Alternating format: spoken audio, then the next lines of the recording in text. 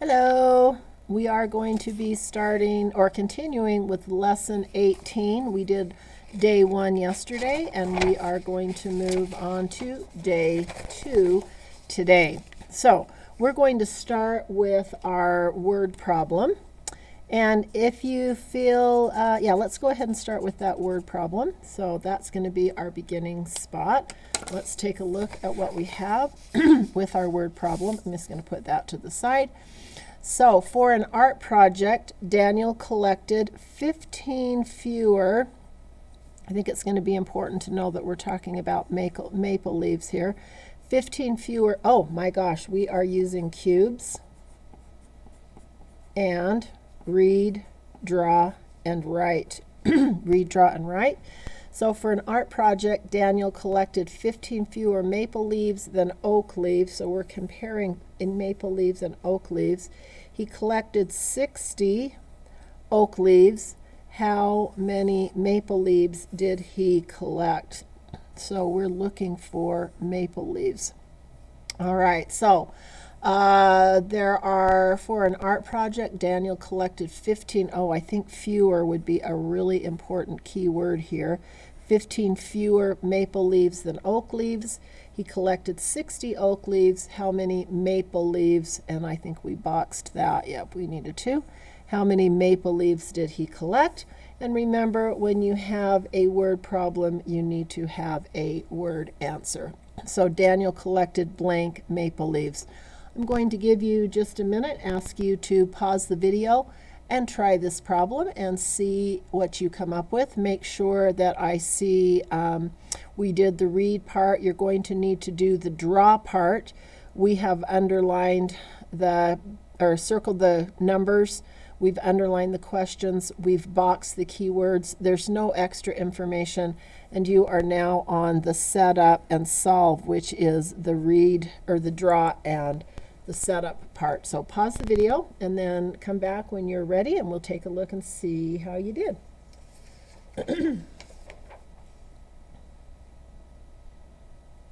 Are you back? Okay, hopefully that went for you very quickly. There's quite a few ways that could have been done, but I'm going to tell you that if you didn't come up with 45 maple leaves, you probably ought to go back and rethink about how you would solve this problem. The correct answer that we're looking for is 45 maple leaves, but if you don't know how you got there, well, that's not really doing the math. So if you didn't get 45, you need to pause the video, go back, rethink about what is being given to you in the word problem, and then try solving again. If you did get 45, we're going to take a look at two possible ways that you could have done that. You could have used a number bond, and starting with 60 at the top, that was the total number of leaves, and those happen to be the oak leaves. You should identify what you're doing. In this circle, we had 15. That would be 15 fewer maple leaves, or something to that effect. And what you're trying to find out is the number of maple leaves, because we know how many oak there was. We're trying to figure out how many maple leaves. That's one way you could have figured that out. You could have also drawn a number bond or a tape model with 60 at the top, and that would have been, that would have been your oak. And then the bottom half of your tape model, you probably had 15 written in that position with fewer maple. Okay, and you're trying to find out the total number of maple leaves. So, you know, one thing that you do know about both of these models are that if I add something to 15, I'm going to get 60, or if I added this to this, I would get 60. 60 take away 15 would give me this, or 60 take away the unknown would give me 15. The same thing is true here. 60 take away 15 would give me this. 60 take away this would give me 15, and these two numbers added together would give me 60. So since I'm trying to find out the number of maple, and both of these were very similar, I would probably say 60 take away 15 would give me my unknown. Now, when I look at this, I can't take 0 ones from 5 ones. So I'm going to go back to something we learned clear back in Module 1, and I'm going to break this apart into 10 and 15. Now I can break it and make this math very easy. So 60, take away 10, so 60, take away 10 gives me 50. And then I still have 50 and 5 that I need to work with. 50, take away 5 gives me, well, that's an easy count back, gives me 45, and that's how you came up with the 45. So whether you use the number bond or the tape model, either way, and as long as you gave me an equation and showed how you solve that, parents, I'm going to remind you that teaching your students how to do the standard algorithm at this point is not what we're working on right now. Students need to use the methods that we've been talking about since Module 1. So please do not encourage your student to do this. This will come a little bit later on in our practice, but not right now. All right, so there is the word problem. As you get ready to continue on, we've got this one done. Woohoo! So as we move on to day 2, if your student was struggling a little bit yesterday with what we were doing, it would be a good idea to go back and watch Mr. Waldorf again on lesson 18. I think I'm showing it both days just because some of the concepts that the children are doing seem to be getting to be a little bit more complicated, and having a second opportunity to watch that excellent teaching is such a good way to go. So you are going to be doing all of this page, and I'm going to remind you that you need to remember to show the arrow that indicates what place value you're using when you're doing your greater than, less than, and all numbers need to be in standard form. We've been working on this now for the last 4 days, and it's very important that you make sure that all of the numbers are in standard form. So you're going to solve this page, page 2, and just again a big reminder that numbers need to be shown in standard form. If they're in expanded form or value form, it's your student's responsibility to change them into standard form. And I'm having to say that more than what I think I should have to. So this is just a reminder that you need to show all numbers in standard form. Once you get finished with that and you have checked it with me, then we do have the, oops, wait a second. Oh, there's one thing I wanted to talk about this. Did you notice that this time it's, whoops, no, this one is still going from least to greatest. This one is still going from least to greatest. Here's where there is a difference.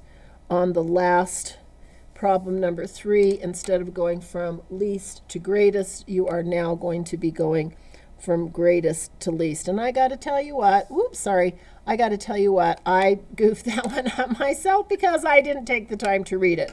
So make sure that you're paying attention to the fact that you are changing on problem number 3 on those last 3 problems, that you're going from the greatest to the least in this problem set. Then if you feel comfortable and you've checked this with your student, then of course you need to go on and do the exit ticket.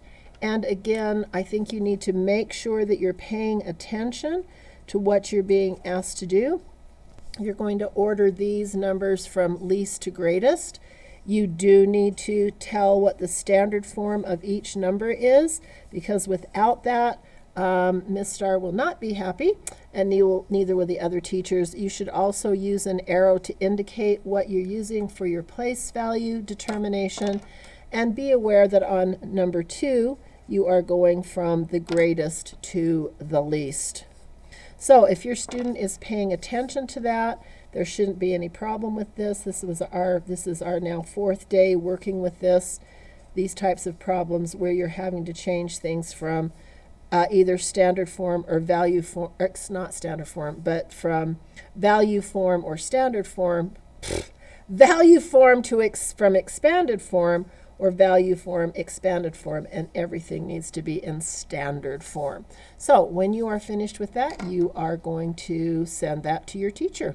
Make sure that your name is on it very plainly so we can see your work and the date that you did it. All right, so I'm going to turn the time back to you to be able to check or have your student work. It should probably take, usually it should be taking between 30 and maybe 45 minutes to do the assignments that I have given because there's a lot of changing. And then I am going to share the answer key. Okay, I'm hoping that you have gone over what you needed to and that now you're ready to look at the answer key. I'm again going to remind you that your student should be using the arrow to indicate where they're making their place value choices. And of course, this one was from least to greatest. We were going to order these from least to greatest as well. Make sure that you indicate the place value that you're using. And these needed to be changed to the standard form so that it's easier to make that comparison using the standard form, as well as your arrow indicating what you are using to make your determination for greater than, less than. So standard form, and indicating which place value you are using to make that determination. Okay. All right, so on this one you had to use the hundreds, but on these next two you had to use the tens.